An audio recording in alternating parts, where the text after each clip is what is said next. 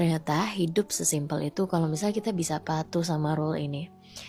Kalau kamu gak mau mati lagi ngelakuin itu, jangan dilakuin. Kalau kamu gak mau mati lagi make outfit itu, jangan dipakai.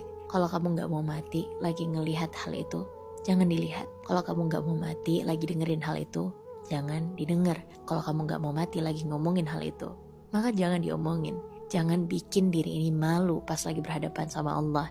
Karena kematian bisa menimpa kita kapanpun dan dimanapun. The problem is with death. Here's the thing, kita gak tahu kapan, di mana, atau bagaimana kita mati. Allah said in Quran surat Luqman ayat ke-34, Bismillahirrahmanirrahim, wa ma tadri nafsum bi ayyi ardin tamut, innallaha alimun khabir. Dan tiada seorang pun yang dapat mengetahui di bumi mana dia akan mati. Sesungguhnya Allah Maha mengetahui lagi Maha mengenal. Jadi kita nggak tahu kapan ajal akan menjemput kita. One thing that we know for sure is Allah Subhanahu wa taala said, kullu nafsin dha'iqatul maut. Setiap yang bernyawa pasti akan mengalami kematian. Dan mau dimanapun kita ngumpet, misalnya kita masuk ke dalam bunker yang safe banget, kita dilindungi oleh dinding-dinding yang kokoh, tetap aja kita tuh gak bisa lari dari yang namanya mati. Jadi takutlah akan kematian. Banyak dari kita yang mikir obrolan kematian ini masih hal yang tabu untuk diomongin. Orang yang ngomongin kematian tuh hanya mereka yang stres atau yang udah siap menemui kematian. Orang-orang yang udah tua renta atau yang udah sakit-sakitan.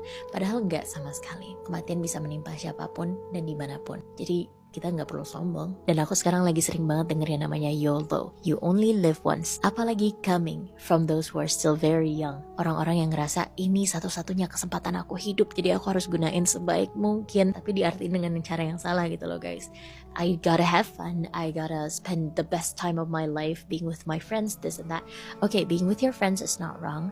Tapi menurut aku yang salah adalah ketika kita mengorbankan agama kita demi itu semua. Karena tujuan akhir kita tuh sebenarnya bukan itu. Nanti pas kita mati semua itu gak ada gunanya. Justru yang berguna adalah yang kita udah exchange ke currency akhirat. Bayangin aja kalian tuh mau nginep di rumah temen selama 2 hari.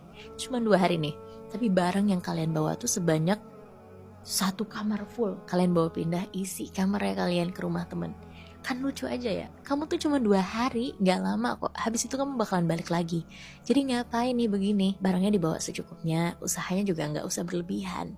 Secukupnya aja. Nah gitu juga dengan kita yang ada di dunia ini. Toh kamu bakalan pulang,